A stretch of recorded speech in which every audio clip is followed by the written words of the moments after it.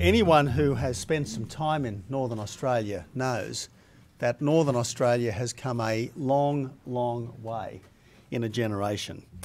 Yes, there's only a little over 1 million people north of the Tropic of Capricorn, but they are very dynamic people, and it is a remarkably dynamic part of our country. Darwin, Townsville, Cairns, Mackay are dynamic modern cities. They're certainly not the sleepy outposts of a generation ago.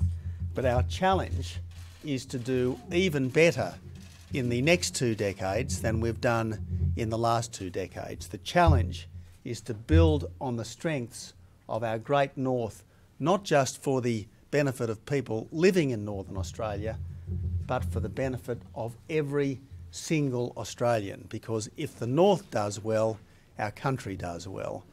The north is already a source of some 50% of our goods exports, so it is an extraordinarily dynamic part of our country already. We want it to be more dynamic in the future for the benefit of everyone, including obviously the vast bulk of our population in the south. It's very important that this white paper is acted upon, that it doesn't become yet another government report that gathers dust on shelves. Now, to ensure that this white paper is not just a series of good ideas and spending commitments, but really is a blueprint for a generation of development in Northern Australia, the Deputy Prime Minister will be delivering to the Parliament an annual statement on Northern development.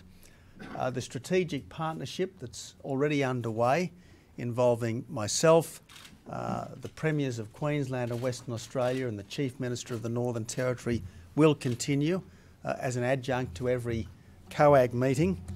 The Warren Ench Committee, the Committee of the Parliament, will now continue as a standing committee of the Parliament.